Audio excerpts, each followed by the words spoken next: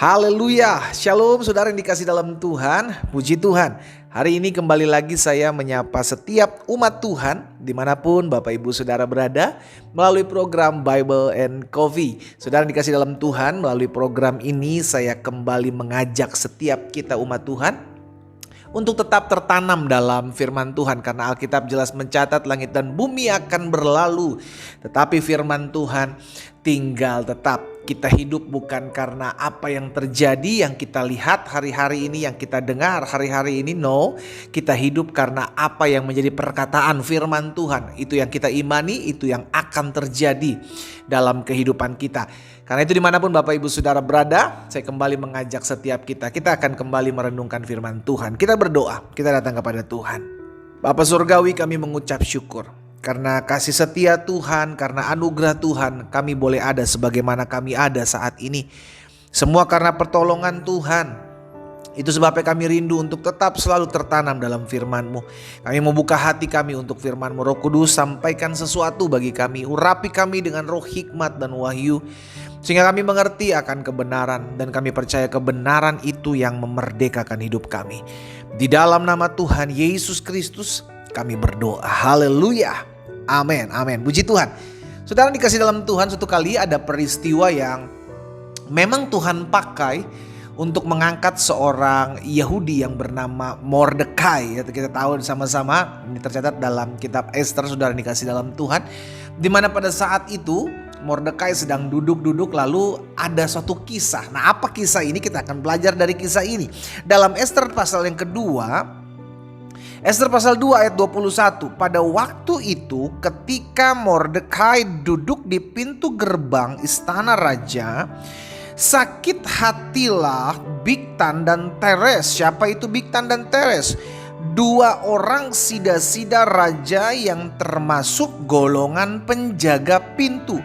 Lalu berikhtiarlah mereka untuk membunuh Raja Ahasiweros. Saudara dikasih dalam Tuhan, ini adalah kisah di mana Tuhan pakai sebuah keadaan, suatu keadaan untuk mengangkat hidup Ahasiweros, mengangkat hidup Mordekai. Tetapi dalam kisah ini yang saya mau ajak setiap kita untuk pelajari tentang Bigtan dan Teresnya.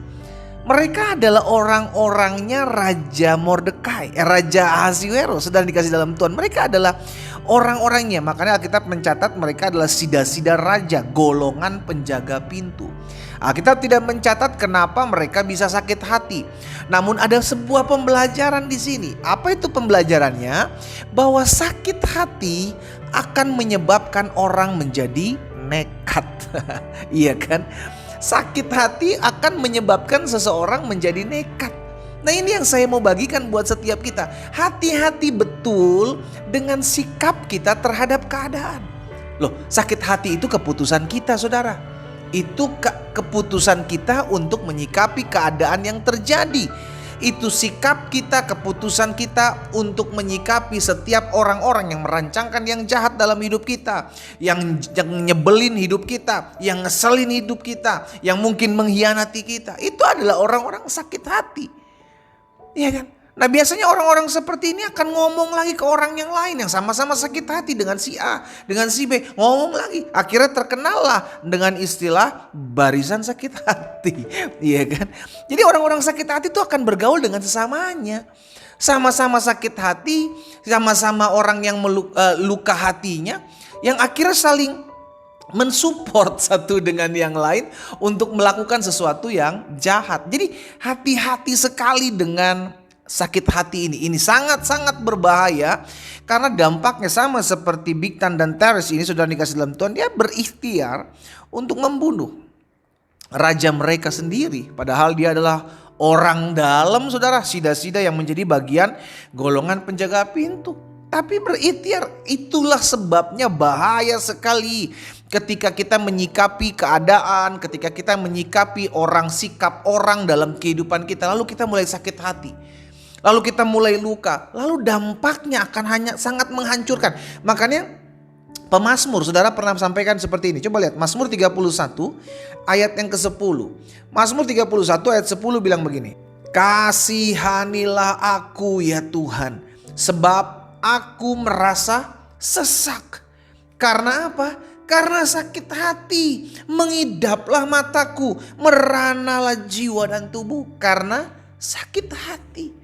Orang yang sakit hati tuh dadanya tuh panas, sesak, nafas aja susah. Karena apa? Karena jantung berdegup kencang. Aliran darah tuh naik ke otak karena tekanannya tinggi, sudah dikasih dalam Tuhan.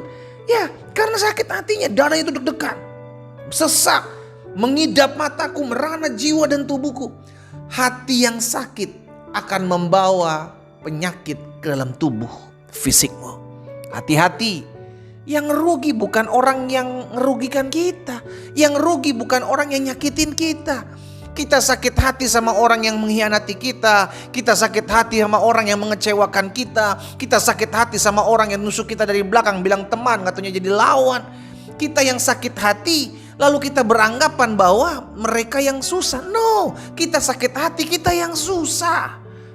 Tubuh kita akan merana, tubuh kita akan semakin susah. Makanya Amsal bilang, Amsal 12 ayat 16, bodohlah yang menyatakan sakit hatinya seketika itu juga, tetapi bijak yang mengabaikan cemooh. Jadi kalau ada orang menghina saudara, jangan sakit hati. Ada orang ngomongin saudara, ada orang mencemooh saudara, jangan sakit hati. Alkitab katakan orang yang sakit hati adalah orang yang bodoh.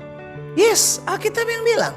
Jadi kalau ada orang nyakitin hati saya, gimana pendeta? Ya keputusan kita yang mau sakit hatinya, atau kita mau lalu saja, gak usah pusingin, abaikan saja. Amsal bilang abaikan aja cemoohnya, acuhin aja.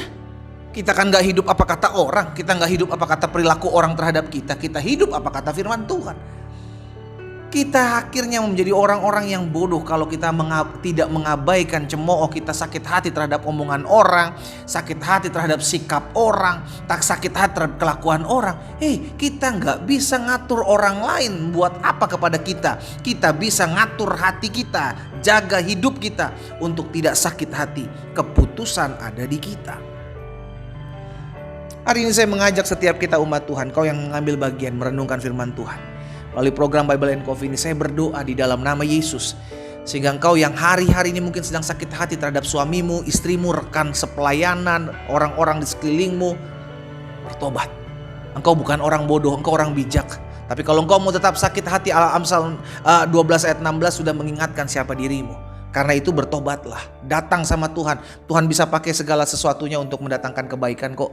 Kita yang memutuskan, saya mau sakit hati atau tidak, itu keputusan saya. Saya gak bisa memutuskan orang gak boleh cemooh saya. Saya gak bisa menghalangi orang menghina saya. Saya gak bisa menghalangi orang sakit hati, kecewa sama saya. Saya gak bisa halangi.